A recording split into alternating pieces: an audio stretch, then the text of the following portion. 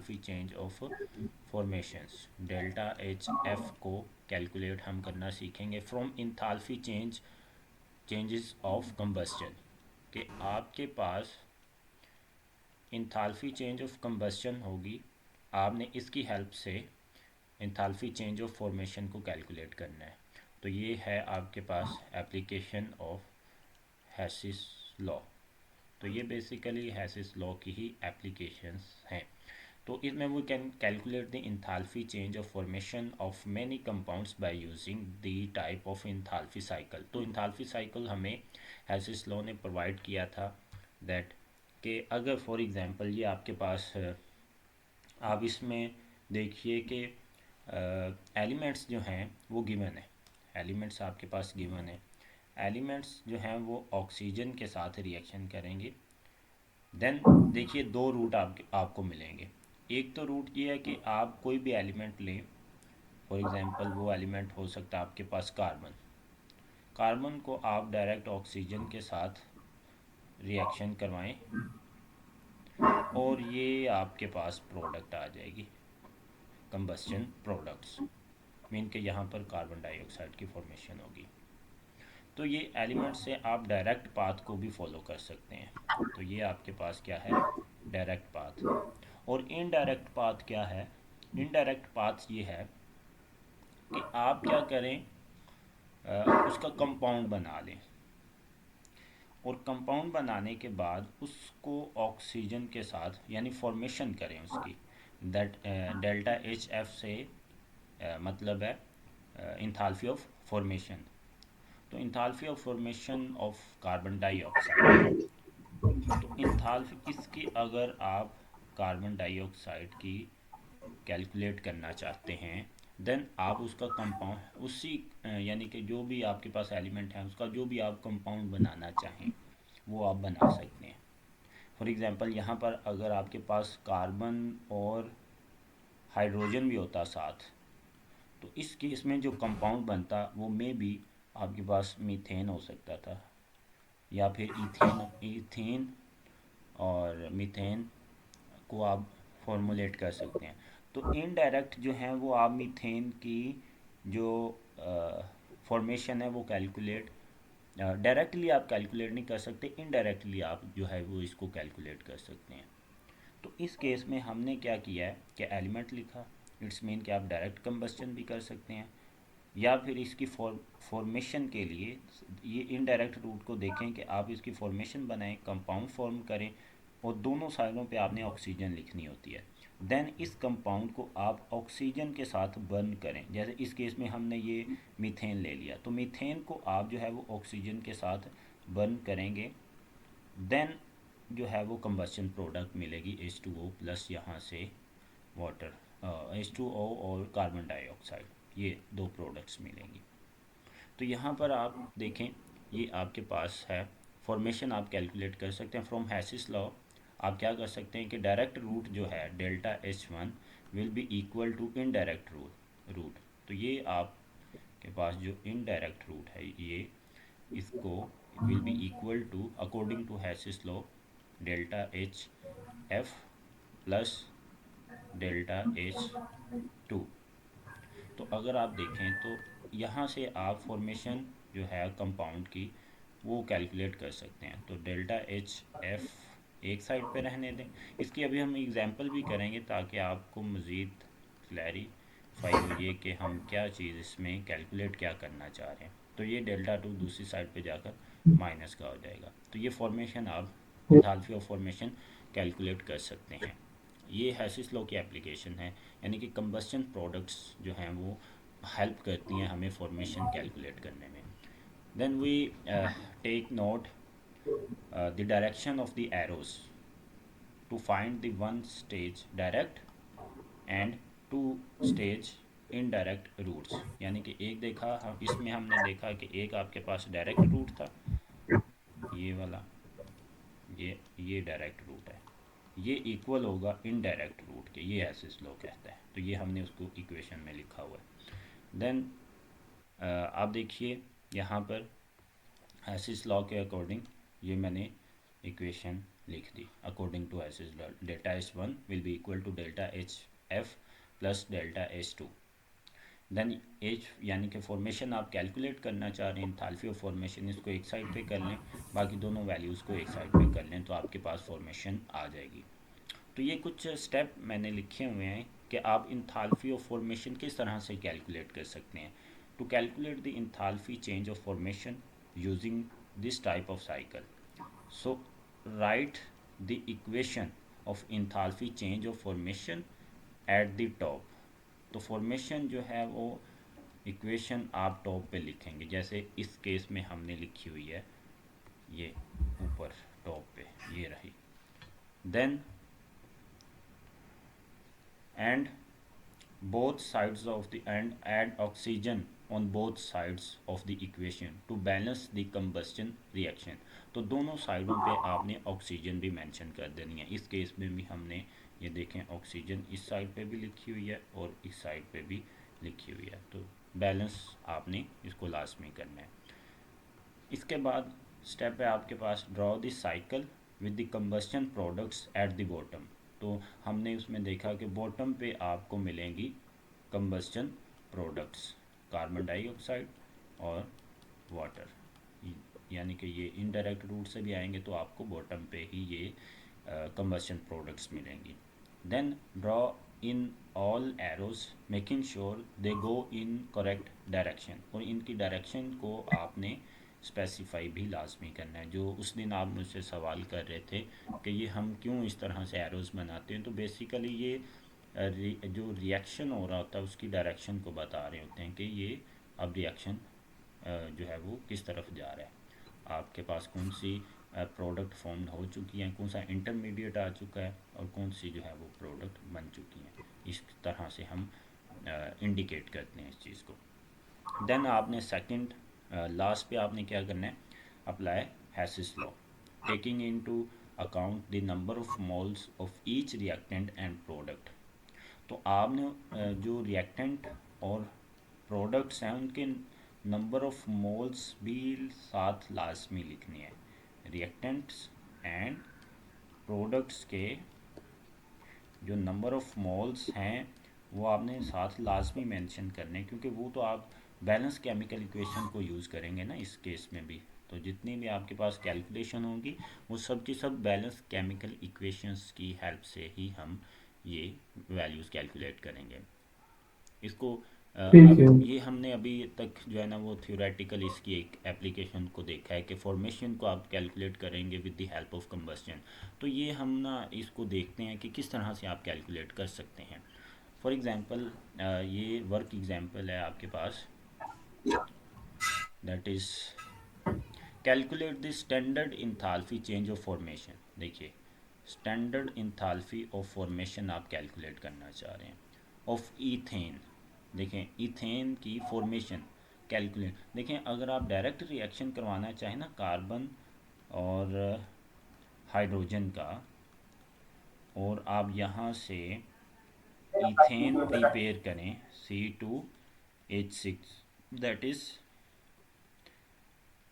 Ethane, तो आप direct reaction नहीं करवा सकते। इट्स इम्पॉसिबल कि आप एक कार्बन लें और यहाँ पर 2 कार्बन के एटम्स लें, 6 नंबर ऑफ़ हाइड्रोजन्स लें और उनको इस तरह से रिएक्शन करवाएं। तो ये केस जो है ना वो पॉसिबल नहीं है। हाँ इनडायरेक्टली आप इसकी जो फॉर्मेशन हुई है इस दौरान कितनी एनर्जी जो है वो रिलीज़ हुई है या फिर अब्जॉर्ब हुई है, तो उसको आप इंथैल्पी चेंज को आप कैलकुलेट कर सकते हैं विद इनडायरेक्ट रूट।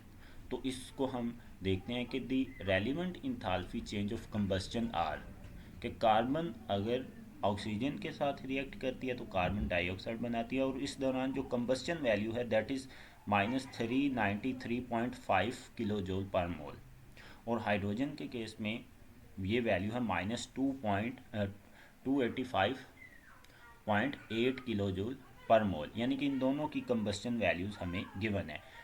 तो ये आप देखिए साइकिल साइकिल कुछ इस तरह से है कि indirect route will be equal to direct route, ये डायग्राम बनी हुई है। और देखिए यहाँ पर आपकी इनिशियल कंडीशन क्या है, इनिशियल वैल्यू है ये वाली, इनिशियल दीज आर रिएक्टेंट्स, ये क्या है, रिएक्टेंट्स है। और फाइनल क्या है, फाइनल आपके पास ये कंडीशन आनी चाहिए। तो हैसिस लॉ को अप्लाई करेंगे कि इनडायरेक्ट रूट, ये वाला जो रूट है ये इस रूट के इक्वल होना चाहिए। सो यहाँ पर हम लिख सकते हैं कि delta H1 will be equal to delta HF plus delta H2 according to Hess's law। अब कार्बन और दो मोल हैं कार्बन के ग्रेफाइट के, 3 मोल हैं हाइड्रोजन के और 3 मोल हैं ऑक्सीजन के। 1/2 साल लिखा हुआ, इट्स मीन एटॉमिक ऑक्सीजन इस्तेमाल की गई है। तो यहाँ पर जो फॉर्मेशन होती है ये डायरेक्टली यहाँ पर आप आए, दैट इज़ हमारे पास है इथेन, और यहाँ से दोनों तरफ आपने ये ऑक्सीजन भी लिखी हुई है ताकि इनको बैलेंस किया जाए। ये देखें दोनों साइडों पे ऑक्सीजन लिखी हुई है। तो इनकी वैल्यूज़ को आप इस इक्वेशन में पुट करें और डेल्टा एच एफ की आप वैल्यू कैलकुलेट कर लेंगे। सारी वैल्यूज़ हमारे पास गिवन है, इसकी कंबस्चन भी गिवन है कि इथेन की जो कंबस्चन है, हाइड्रोजन की कंबस्चन है और कार्बन की। तो यहाँ से आप एच एफ की वैल्यू कैलकुलेट कर सकते हैं, मीन्स कि इनडायरेक्टली हम इसकी वैल्यू कैलकुलेट कर सकते हैं। तो यहाँ पर आ जाएँ, साइकिल अप्लाई करें, हमने ये delta H according to Hess's law delta H1 will be equal to delta HF plus delta H2। H1 किसके इक्विलेंट है, H1 इक्विलेंट है 2 mole of combustion of carbon graphite. ये देखें ये बैलेंस केमिकल इक्वेशन, इसलिए हमने 2 मोल लिए हैं, इसके 2 के साथ मल्टीप्लाई किया है। तो इसकी जितनी वैल्यू होगी कंबस्शन की उसको 2 के साथ मल्टीप्लाई करेंगे, प्लस करेंगे 3 मोल ऑफ हाइड्रोजन। इसकी जो कंबस्चन वैल्यू है इसको 3 के साथ इसलिए मल्टीप्लाई किया है क्योंकि हमारे पास बैलेंस केमिकल इक्वेशन में 3 दिया गया। तो ये देखें 2 combustion value of carbon, 3 multiply combustion value of hydrogen will be equal to, यानी कि ये डेल्टा H1 की वैल्यू आपके पास आएगी डायरेक्ट पाथ से, will be equal to delta HF आप कैलकुलेट करना चाहते हैं। डेल्टा H2 किसके इक्विलेंट है, यहाँ से यहाँ तक कितनी एनर्जी चेंज आ रहा है इस केस में, ये देखिए कंबस्चन वैल्यू ऑफ इथेन। तो कंबस्चन वैल्यू ऑफ इथेन यहाँ पर पुट कर दें उसकी वैल्यू। तो डेल्टा HF कैलकुलेट करना जा रहे हैं, तो ये माइनस में है तो ये दूसरी साइड पे जाकर प्लस हो जाएगा इसके साथ। तो आप इसमें से इसको माइनस कर देंगे तो आपकी वैल्यू आएगी -84.7 किलो जूल पर मोल। तो ये डेल्टा एच एफ मीन्स के enthalpy of formation of ethane किसकी हमने कैलकुलेट की है, इथेन की फॉर्मेशन, ये वाला कंपाउंड कार्बन इनटू इसकी फॉर्मेशन की वैल्यू हमने इंथाल्पी चेंज की कैलकुलेट कर ली है। तो ये हैसिस लॉ की एक एप्लीकेशन है। अच्छा, ये हमने कैलकुलेट किया है इंथाल्पी ऑफ फॉर्मेशन। इसी मेथड से आप इंथाल्पी चेंज ऑफ हाइड्रेशन भी कैलकुलेट कर सकते हैं। और नेक्स्ट टॉपिक जो हम अभी डिस्कस करने जा रहे हैं that is bond energies and enthalpy change.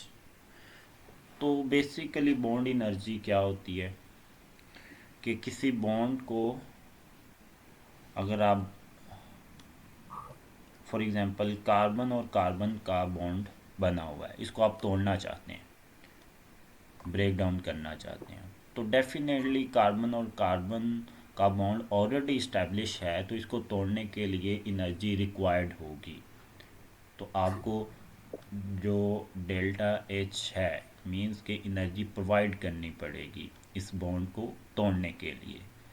तो ब्रेक डाउन करने के लिए हमेशा हमें एनर्जी प्रोवाइड करनी पड़ेगी। और जब किसी दो एटम्स के दरमियान बॉन्ड की फॉर्मेशन होती है, कार्बन और कार्बन एक दूसरे के करीब आते हैं और बॉन्ड बनता है, उस बनने के दौरान एनर्जी रिलीज़ होती है।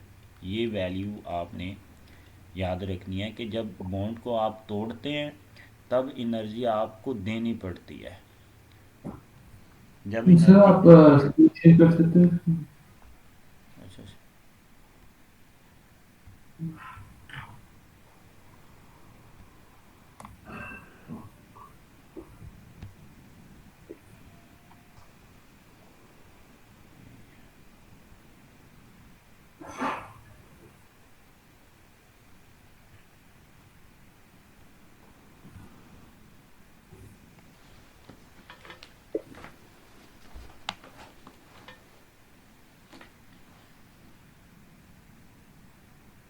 ओके।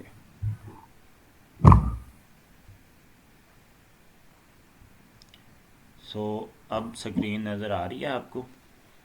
जी सर। सो हम बात कर रहे थे बॉन्ड एनर्जी की और इंथाल्फी चेंज की। तो अगर किसी बॉन्ड को तोड़ना चाहते हैं आप, तो उसके लिए एनर्जी रिक्वायर्ड होगी उसको ब्रेक डाउन करने के लिए। और जब दो एटम्स एक दूसरे के करीब आते हैं, उनके दरमियान अट्रैक्शन क्रिएट होती है, अट्रैक्टिव फोर्सेस बनती हैं। तो जब एक दूसरे के करीब आएंगे तो इनकी पोटेंशियल एनर्जी जो है वो कम होती है, जिसकी वजह से वहाँ सिस्टम से एनर्जी रिलीज़ होगी। सो इट्स मीन जो आपके पास बॉन्ड एनर्जी है उसको हम इस तरह से डिफ़ाइन कर सकते हैं कि the amount of energy needed to break a specific covalent bond is called the bond dissociation energy। तो उसको आप नाम देंगे कि किसी भी ए और बी के दरमियान फॉर एग्जांपल बॉन्ड बना हुआ है, तो इस बॉन्ड को आप तोड़ना चाहते हैं, तो इसके लिए जो एनर्जी रिक्वायर्ड होगी that is bond energy. We sometimes call this the bond energy और द बॉन्ड एंथैल्पी। तो फॉर इसमें हम कुछ एग्जांपल्स देख लेते हैं। जैसे ब्रोमीन जो है ना, ब्रोमीन की बात करें तो Br2, इसको आप इसकी गैशियस फॉर्म में कन्वर्ट कर दें, ब्रोमीन के एटम्स में इसको कन्वर्ट कर दें। ये ब्रोमीन का मॉलिक्यूल था, इसको आपने एटम्स में कन्वर्ट कर दिया। तो इट्स मीन कि आपने जो ब्रोमीन और ब्रोमीन के दरमियान ये बॉन्ड था ये ब्रेक डाउन किया। तो इस दौरान आपको सिस्टम को एनर्जी देनी पड़ेगी ताकि ये जो बॉन्ड है ये टूट सके यहाँ से। तो इस केस में जो 1 मोल ब्रोमीन मॉलिक्यूल्स हैं उसके लिए 193 किलो जूल एनर्जी आपको देनी पड़ती है। तो 193 is the bond energy for 1 mole of bromine to break down its bond. तो इसको हम कुछ इस तरह से लिखते हैं कि energy required to break down the bromine and bromine bond. तो इसको तोड़ने के लिए आपके पास प्लस 193 किलो जूल पर मोल एनर्जी रिक्वायर्ड होती है। तो that is the bond energy for bromine. तो जिसको तोड़ने के लिए जितनी ज़्यादा एनर्जी रिक्वायर्ड होती है तो वो एटम जो है ना या मॉलिक्यूल जो है वो उतना ज़्यादा स्टेबल होता है। इसी तरह से अगर बात की जाए ऑक्सीजन की, तो ऑक्सीजन जो है, ऑक्सीजन के बॉन्ड को तोड़ने के लिए, तो यहाँ से अगर आप इसकी गैसियस फॉर्म बनाएं और ऑक्सीजन के बॉन्ड को आप ब्रेक डाउन करना चाहते हैं, energy for to break the oxygen bonds, तो इस केस में आपको जो सिस्टम को एनर्जी देनी पड़ेगी that is 498 kilo joule per मोल। कि इतनी एनर्जी अगर आप 1 मोल एटम्स इसके लें ऑक्सीजन के, तो फिर आप जो हैं ये जो बॉन्ड है इनके दरमियान इसको तोड़ सकते हैं। तो that is the bond energy और द बॉन्ड इंथाल्फी। अब ये तो था आपके पास कॉन्सेप्ट के दो एटम्स हैं वो सेम है, दोनों तरफ सेम है।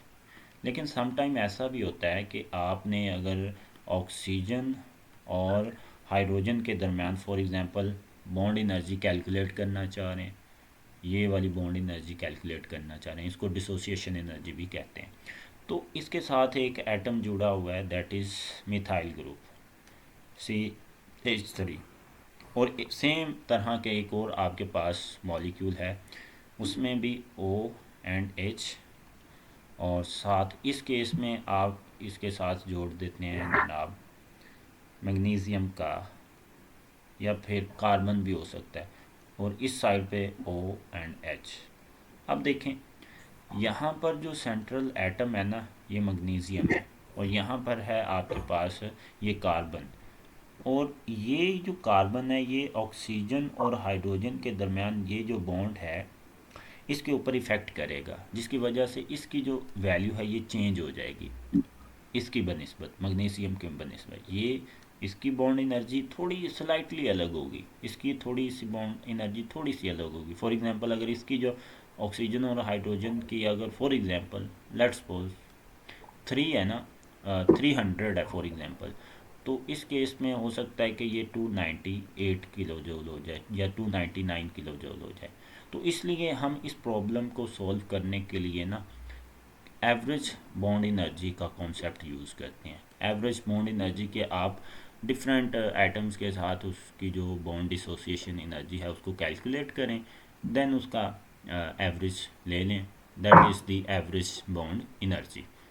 तो यहाँ पर फिर हम जो है एवरेज बॉन्ड एनर्जी की हेल्प से देखते हैं कि एक जो है वो न्यूमेरिकल सॉल्व करते हैं। ये भी आपके पास जो हैसिस लॉ है उसकी एप्लीकेशन है, हैसिस लॉ की एप्लीकेशन, क्योंकि हैसिस लॉ आपको एक साइकिल प्रोवाइड करता है ना, डायरेक्ट पाथ प्रोवाइड करता है और इनडायरेक्ट पाथ। दोनों केसेस में जो इनिशियल और फाइनल कंडीशन है वो, यानी कि इनिशियल रिएक्टेंट और प्रोडक्ट सेम होंगे। तो अगर रिएक्टेंट और प्रोडक्ट सेम होंगे तो हैसिस लॉ के अकॉर्डिंग जो इंथाल्पी चेंज है दोनों केसेस में ये इक्वल होगा, चाहे ये 1 से 2 स्टेप में ही क्यों ना इधर से इधर जाए। तो डेल्टा H1 या फिर डेल्टा H2 ये सेम होंगे। तो इस केस में हम देखते हैं, ये एग्जांपल आपके पास लिखी हुई है कि मीथेन कार्बन जो है वो इसके साथ रिएक्शन करती है हाइड्रोजन के साथ, 2 मोल हाइड्रोजन के साथ, और ये डायरेक्ट पाथ है, और मीथेन गैस की फॉर्मेशन होती है। ठीक है, कार्बन ग्रेफाइट 2 मोल हाइड्रोजन के साथ रिएक्ट करेगी और मीथेन गैस की फॉर्मेशन होगी, that is delta HF, enthalpy of formation. Then इसकी अगर आप यहाँ से ये देखें, सॉरी ये इनडायरेक्ट पाथ यहाँ से यहाँ तक, ये जो है वो आपके पास है डायरेक्ट पाथ। तो एक तो आपने मीथेन गैस प्रोड्यूस की, देन आप इसके एटम्स को ब्रेक डाउन करें तो कार्बन मिलेगा और 4 हाइड्रोजन मिलेंगे यहाँ पर। यानी कि आपने कार्बन के जो हाइड्रोजन के साथ बॉन्ड्स थे ना, कार्बन और हाइड्रोजन के साथ जो बॉन्ड्स थे इनको ब्रेक डाउन किया आपने, ये तोड़ दिया, ये भी तोड़ दिया, और ये भी ब्रेक डाउन कर दिया। तो कार्बन अलग हो गया और 4 जो एटम्स हैं ये इसके अलग हो गए। और एक आपके पास ये डायरेक्ट स्टेप भी है कि कार्बन ग्रेफाइट है, 2 मोल हाइड्रोजन है, तो आप यहाँ से डायरेक्ट जो हैं जो हाइड्रोजन है इसको एटॉमिक साइज में यानी एटम्स में कन्वर्ट कर लें, और कार्बन को भी उसकी गैसियस फॉर्म में कन्वर्ट कर लें। तो ये इनडायरेक्ट स्टेप और डायरेक्ट स्टेप दोनों की वैल्यूज़ भी उसने दी हुई हैं, तो हैसिस लॉ अप्लाई करेंगे और आपके पास वैल्यूज़ निकल आएंगी। देखिए इसमें हमने कैलकुलेट क्या करना है, ये क्वेश्चन दिया गया है। Question is use the information in the figure 6 point this figure and the information below to show the average bond energy. The average bond energy of the carbon and hydrogen is 415.9 kilojoule per mole. So आपने ये proof करना है कि जो average bond energy है carbon और hydrogen की that is 415.9 kilo joule, जबकि अगर देखा जाए तो फॉर्मेशन जो है वो है -78.8 किलो जूल। ये ऊपर फॉर्मेशन एटोमिक, लिखा हुआ है, नीचे लिखा हुआ है। जी जी, ये 218 किलो जूल्स, ये कौन सा है? ये ऊपर तो फॉर्मेशन है, नीचे वाला कौन सा है? ये 80 है। एटोमाइजेशन है, इंथाल्पी ऑफ एटोमाइजेशन मीन्स कि उसके एटम्स में हमने कन्वर्ट किया है ना। ये देखें, ग्रेफाइट को गैसियस एटम में कन्वर्ट कर दिया है, हाइड्रोजन को उसके एटम्स में कन्वर्ट कर दिया है। तो एटोमाइजेशन एनर्जी दी हुई है for hydrogen and for graphite. तो यहाँ पर आप सबसे पहले तो एक काम करें ना, यहाँ पर हैसिस लॉ अप्लाई करें। हैसिस लॉ ये कहता है कि डायरेक्ट रूट जो है, ये वाला रूट इनडायरेक्ट रूट के इक्वल होगा। तो इट्स मीन कि हमारे पास यहाँ पर इक्वेशन क्या आएगी, delta H atomization of graphite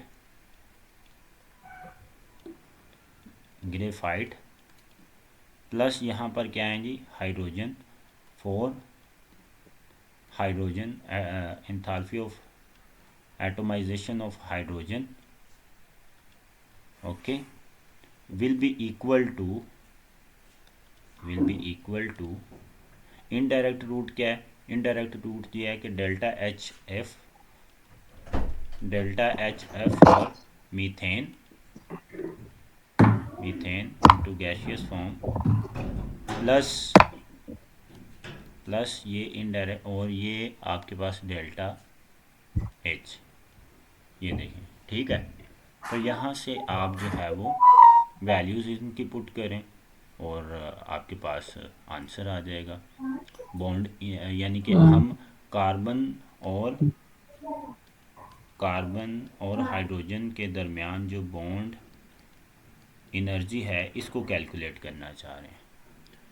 तो यहाँ पर वैल्यूज़ पुट करें। इसकी वैल्यू हमें दी हुई है कार्बन एटोमाइजेशन ऑफ ग्रेफाइट, तो ग्रेफाइट की ये रही वैल्यू, तो 716.7 प्लस 4 हाइड्रोजन की एटोमाइजेशन, 4 मल्टीप्लाई बाय हाइड्रोजन की जो एटोमाइजेशन की वैल्यू है वो है 218 किलो जूल। सर जी जी, आपने 716 को ये +4 क्यों किया है? +4, एक मिनट, +4 to 18, वन सेकंड। जी जी, ओके ओके ओके, समझ आ गया, ये समझ आ 4 गया। इसलिए किया है क्योंकि हमारे पास जो बैलेंस हाँ केमिकल 4। इक्वेशन है ना उसमें 4 लिखा, ये इसको बैलेंस भी तो करेंगे ना, 4 हाइड्रोजन्स हैं इस केस में, ये बैलेंस केमिकल इक्वेशन को यूज़ किया है, इसलिए 4 से मल्टीप्लाई किया। कार्बन को 1 से इसलिए मल्टीप्लाई किया क्योंकि यहाँ पर 1 है। तो ये will be equal to methane की आप फॉर्मेशन की वैल्यू देखिए, हम कैलकुलेट कर इसकी हम जो है ना इसकी हमें दी हुई है, दैट इज़ -78.4, ओके, और multiply by plus delta H, यानी कि जो बॉन्ड एनर्जी है उसकी वैल्यू हम डेल्टा एच के साथ लिख लेते हैं। लेंगे ये हमने कैलकुलेट करना है ये, तो बाकी वैल्यू ये माइनस हो रहा है इधर आकर, ये भी क्या हो जाएगा प्लस का। तो इन सब वैल्यूज़ को 4 को 218 के साथ मल्टीप्लाई करें जी, 4 को 218 के साथ मल्टीप्लाई करें, और हमने 218 मल्टीप्लाई बाय 4, 218 मल्टीप्लाई बाय 4, तो ये आ जाएगा 872 प्लस यहाँ से 716.7 प्लस 72, तो ये इन दोनों को प्लस कर दें। अब आप ये माइनस में है, इसको एक दफ़ा हम ऐसे ही लिख लेते हैं, 4 plus delta H is equal to, ये माइनस में इधर आकर प्लस का हो जाएगा, ये इन दोनों को जमा करेंगे तो आंसर आ जाएगा 1588.7। तो ये माइनस का इधर आकर हम इधर मैं प्लस का लिख देता हूँ, ये माइनस का इधर आकर प्लस का हो जाएगा। और डेल्टा एच की वैल्यू हम निकाल लेंगे। So delta H will be equal to, इन दोनों वैल्यूज़ को प्लस कर दें 78.4, तो ये आंसर आएगा 1667.1। अब देखें जो मीथेन है आपके पास, कार्बन, इसमें कार्बन और हाइड्रोजन के साथ कितने बॉन्ड जुड़े हुए हैं जी? अब्दुल वाहिद बताइए, कार्बन और हाइड्रोजन के साथ कितने बॉन्ड 4। हैं? 4 बॉन्ड हैं। तो इट्स मीन कि इसकी वैल्यू को आप 4 पे डिवाइड कर देंगे, डिवाइडेड बाय 4, तो ये आंसर आ जाएगा 416.7। तो ये देखिए हमारा जो आंसर है वो 415 के बिल्कुल करीब है। इट्स मीन कि हमने जो आंसर निकाला है ये कार्बन और हाइड्रोजन की बॉन्ड एनर्जी के एग्जैक्टली करीब है, किलो जूल पर मोल। तो ये इससे हमें वेरिफिकेशन मिलती है कि हैसिस लॉ जो है वो हम यहाँ पर भी अप्लाई कर सकते हैं, बॉन्ड एनर्जी में भी अप्लाई कर सकते हैं। ठीक है। नेक्स्ट, इसी मेथड से, सेम मेथड है, आप calculate enthalpy change using bond energy. आप इंथाल्फी चेंज को कैलकुलेट कर सकते हैं। अगर आप सब वैल्यूज़ की यानी कि सब एटम्स की आपको बॉन्ड एनर्जीज का पता है तो डेफिनेटली आप उनकी इंथाल्फी को कैलकुलेट कर सकते हैं। We can use bond enthalpies to calculate the enthalpy change of a reaction that we can not measure directly, कि कुछ ऐसी इंथाल्फी चेंज हैं जो कि हम डायरेक्टली मेजर नहीं कर सकते, लेकिन बॉन्ड एनर्जी की वैल्यू की मद में हेल्प से हम जो है वो इन वैल्यू इंथाल्फी चेंज को कैलकुलेट कर सकते हैं। अगर हैबर प्रोसेस की बात की जाए तो नाइट्रोजन हाइड्रोजन से रिएक्ट करती है और अमोनिया गैस बनती है, यहाँ तक बात ठीक है। लेकिन ये देखें, ये डायरेक्ट रूट और इनडायरेक्ट रूट, ये दो रूट्स हैं आपके पास, ये रूट। अब इनकी वैल्यूज़ जो है ना, ये जितनी वैल्यूज़ आएंगी इनको सम कर लें, will be equal to this one. ये ये इनडायरेक्ट रूट था, ये जी। इनडायरेक्ट रूट था, ये डायरेक्ट रूट था। इन दोनों की वैल्यूज़ देखें, हमने ये वैल्यूज़ कैलकुलेट कर ली, ये नीचे देखेंगे एक साइड से ये फर्स्ट स्टेप, ये सेकंड। तो ये फर्स्ट स्टेप के लिए इतनी वैल्यू आई 2020 253 किलो जूल, और सेकंड स्टेप के लिए ये वाली वैल्यू आई। ठीक है, अब ये आना चाहिए आंसर आपका फर्स्ट स्टेप प्लस ये, अगर मैं फर्स्ट मान लूँ, ये सेकंड मान लूँ, +2 will be equal to direct step. तो ये डायरेक्ट स्टेप के इक्वल, क्योंकि ये दोनों इनडायरेक्ट स्टेप में आते हैं। तो इन दोनों की वैल्यूज हमें दी हुई हैं, तो इन दोनों में देखें 253 minus 2346 will be equal to, direct step equal है डेल्टा एच आर के, मीन्स के इंथाल्फी ऑफ दिस रिएक्शन। तो यहाँ से आप देखें अगर दोनों का डिफरेंस लेंगे तो ये आएगा -93 kilojoule per mole will be equal to delta H R. So enthalpy change for bonds broken plus, ये हमने एक साइड पे ये जो कैलकुलेट की। ठीक है, तो यहाँ से डेल्टा एच आर मीन्स के enthalpy of this reaction will be -93 kilojoule per mole. तो यहाँ से आप इजीली जो है ना वो हेसिस लॉ की हेल्प से आप सारी कैलकुलेशन कर सकते हैं। तो यहाँ तक कोई क्वेश्चन हो, कोई सवाल हो तो आप पूछ सकते हैं। तो ये, और यहाँ पर एक और चीज़ आपको बता देता हूँ, ये 1 इसलिए मल्टीप्लाई किया हुआ है क्योंकि बैलेंस केमिकल इक्वेशन में 1 है। ये 3 इसलिए मल्टीप्लाई किया हुआ है क्योंकि बैलेंस केमिकल इक्वेशन में 3 है। और यहाँ पर 6 इसलिए मल्टीप्लाई किया हुआ है कि बैलेंस केमिकल इक्वेशन में टोटल नंबर ऑफ बॉन्ड्स जो हैं 1 2 3, 3 multiply by 2, total number of bond 6 हैं। तो ये वैल्यूज़ हैं, इसको आप देख लीजिए और हेसिस लॉ को आप अपनी जो तैयारी है उसके मुताबिक